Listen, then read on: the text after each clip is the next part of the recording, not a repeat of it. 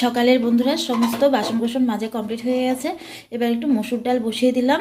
এটা আমাদেরও কাজে লাগবে, আয়েশেরও কাজে লাগবে। ডালটা ফুটিয়ে রাখলে ওর জন্য একটু ডাল লঙ্কা ছাড়া তুলে রাখবো, বাস ওর হয়ে যাবে। ছেলেটা আজকে এত ঘুমোচ্ছে, আমার সমস্ত কাজ কমপ্লিট হয়ে গেছে, তবু না ও উঠছে না। তো আস্তে আস্তে মশারিটা ভাঁজ করে ফেলি, ব্ল্যাঙ্কেটটাও ভাঁজ করে ফেলি। উনি তো কিছুই গায়ে দেয় না। ব্ল্যাঙ্কেটটা মেনলি ওর পাপার জন্যই, আমাকেও কিছু গায়ে দিতে দেয় না। একদম লাথি দিয়ে সমস্ত কাঁথা কাপড় সব ফেলে দেয় গায়ের। সারা শীত এভাবেই কেটে গেল। বিছানা ভাঁজ করা হয়ে গেছে, তবু আপন মনে ঘুমিয়ে যাচ্ছে। পাপা না, উঠবে না? হাঙ্গু দেখতে যাবো না আমরা?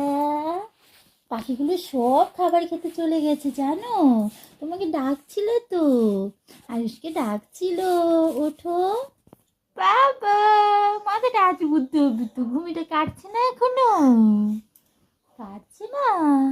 Good morning my dear friends, দেখো আঙুল দিয়ে দেখাচ্ছে কি যেন। Welcome back to my family. আজকে কি সবাই ভালো আছে, সুস্থ আছে বন্ধুরা? আমরাও ভালো আছি। আমার তো সকালে সমস্ত কাজকর্ম শেষ, এখন এই যে মহারাজকে একটু সাজাবো গুজাবো, তারপর ওনার খাবারের বাটি নিয়ে বসবো। চলো চলো চলো চলো, লেটস গো।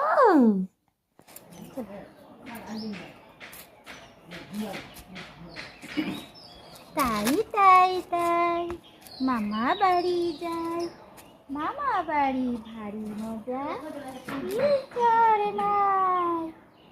তাই তাই তাই, মামা বাড়ি যাই, মামি দিল দুধু ভাতু, পেটে করে খায়। আর তুলতে হবে না, তুলতে হবে না, চলো চলো চলো, অনেক পরিশ্রম হয়েছে। চলো এবার গিয়ে চানু করতে হবে আমাদের।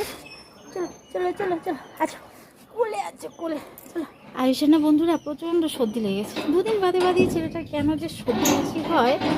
তো আমি উপরে এসেছিলাম, ও তো দুদিন বাড়ি গিয়ে গ্র্যাপস খাওয়াটা একটু শিখেছে। আওয়াজ করে না বাবা।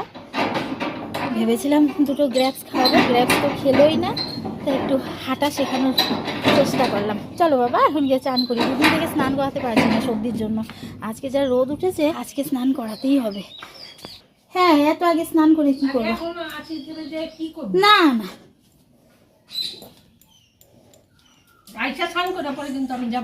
যাই হোক তুমি 1 মিনিটের জন্য ধরো, খালি আমি জলটা আনি, ওটা নিয়ে আনতে অসুবিধা হয়। ভাতটা বসাইও। হ্যাঁ হ্যাঁ, আবার কই দেখাচ্ছিস যাবি? হ্যাঁ, আগুনটা দেখাইতেছে। যাই না বাবা, গরম লাগবে ওখানে। এই কাকি কি বাবা বাবার কাকি আছে, এই বাবা বাবার মুখে খারাপ না, ভালো আছে।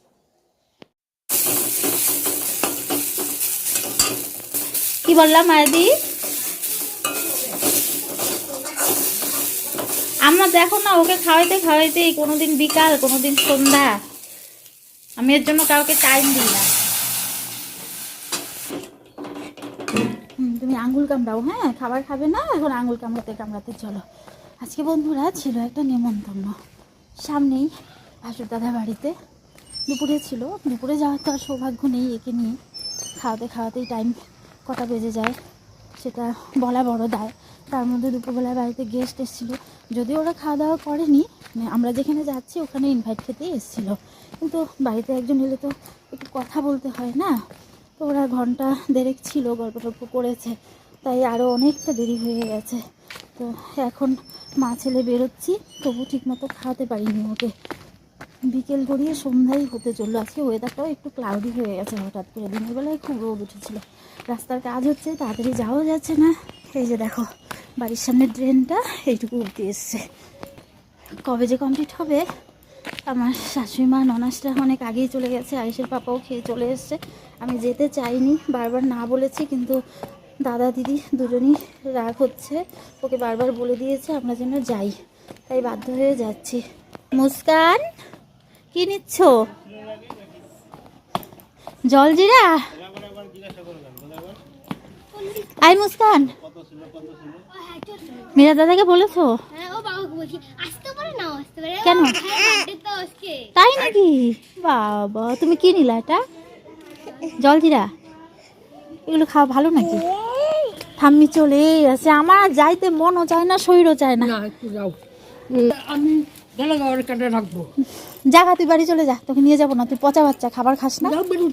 যাও, তাহলে আমার শোনা ওর বাবার কোলে যাইতে চায় না জানো, আমাকে ড্রেস পরা দেখা।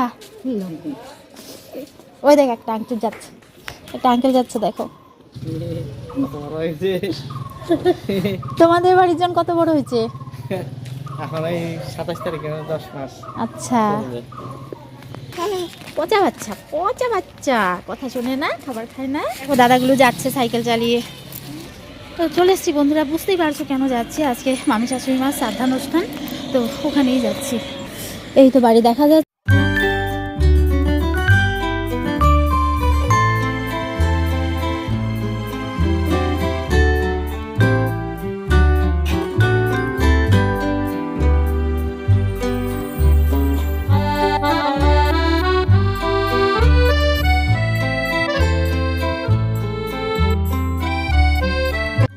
আমার বউ ভাতের যে ঘরোয়া আয়োজনটা হয়েছিল দুপুরবেলায় বাড়িতে, তখন আমার মামি শাশুড়ি মা এসছিলেন। উনি না সোজা হয়ে হাঁটতে পারতেন না, একটু নুয়ে নুয়ে হাঁটতেন। বয়স হয়েছিল 90-র মতো বোধহয় বয়স হয়েছিল। তো 6 বছর আগের কথা, তখন এটা মাইনাস করলে যা হয় 85-এর মতো ছিল আর কি। তো একমাত্র ওনার সামনে আমার শাশুড়ি মা বলেছেন যে শাড়ি পরে যাবে আর ঘোমটা দিয়ে যাবে। এই ঘোমটা দেওয়া জিনিসটা না বন্ধুরা আমি খুব এনজয় করেছিলাম। গ্রামের দিকে এখনও ঘোমটার চলটা রয়েছে বিয়ের পর, কিন্তু শহরের দিকে তো একদমই না। শাড়ি পরে না এখন, আমি নিজেও পরি না। তো মামি শাশুড়িমার সামনে শাড়ি পরে যেতে হবে, ঘোমটা পরে যেতে হবে, কাছেই বাড়ি। সবসময় যাওয়া হতো না, ওকেশনালি গেলে বিশ্বাস করবে না বন্ধুরা, আমি শাড়ি পরে একদম বড় একটা ঘোমটা দিয়ে ওনার সামনে যেতাম। উনি ময়মনসিংহের ভাষায় আমার সঙ্গে বলতেন যে এত বড় ঘোমটা দিও না, এখন আর কেউ দেয় না। আমি মনে মনে খুব হাসতাম। আমার যাও পাশে দাঁড়িয়ে থেকে না আড়ালে হাসতেন। আজকে আর সেই দিনটা রইল না, চিরকালের জন্য মুছে গেছে। আমি আর বন্ধুরা কারোর সামনে ঘোমটা দেওয়ার মজাটা এই জীবনে নিতে পারবো না। আজকে যখন ঢুকছিলাম বন্ধুরা খুব কষ্ট হচ্ছিল।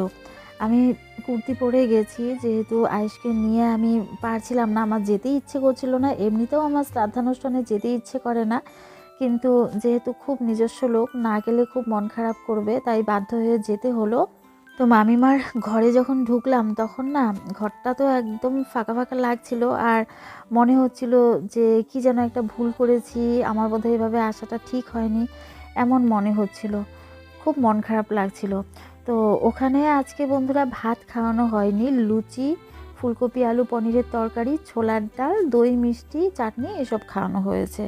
তো আমি এমনিতেই সাথের খাবার দাবার অ্যাভয়েড করি, তার মধ্যে এসব খাবার আমার দুপুরে একদমই তৃপ্তি হয় না।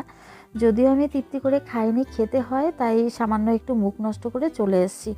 তাই বাড়ি আসার পর সন্ধ্যের পর না খুব খিদে পেয়েছিল, তো তাড়াহুড়ো করে একটুখানি মুড়ি চানাচুর দিয়ে অল্প তেল দিয়ে মেখে খেয়ে নিয়েছি, তারপর কাজে কর্মে হাত দিয়েছি।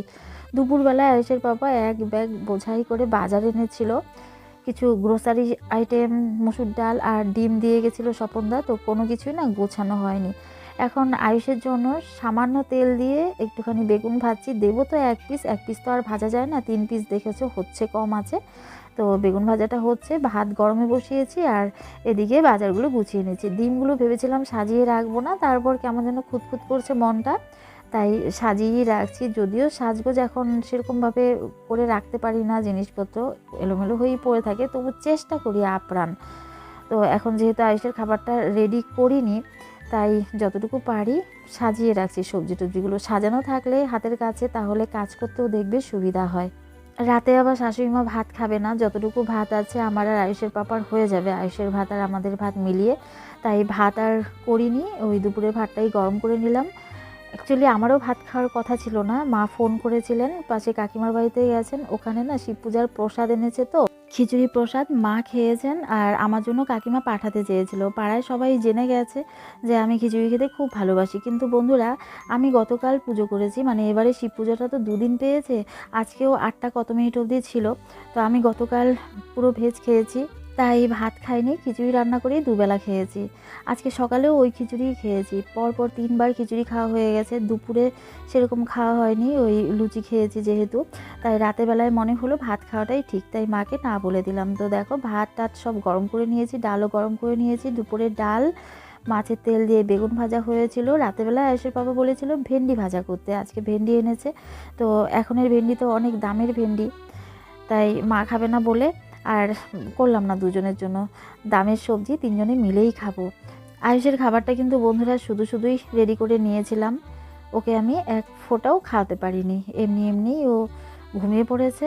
তো এখন ঠাম্মির কোলেই আছে। মা এসে আয়েশকে নিয়ে বিছানায় উঠেছেন, আয়েশের পাপা খেয়ে উঠলো। তো আমি এখন খেয়ে দিয়ে তারপর সব কিছু গুছিয়ে আয়েশের কাছে যাব। আমার আবার আজকে বিছানাটা করা হয়নি, প্রতিদিন খাবার খাওয়ার আগেই করে নিই, খেয়ে দিয়ে না খুব আলসি লাগে, করতে ইচ্ছা করে না। কিন্তু আজকে মনে হলো খাবারটা খেয়ে রান্নাঘরের কাজটাই আগে সেরে নেই।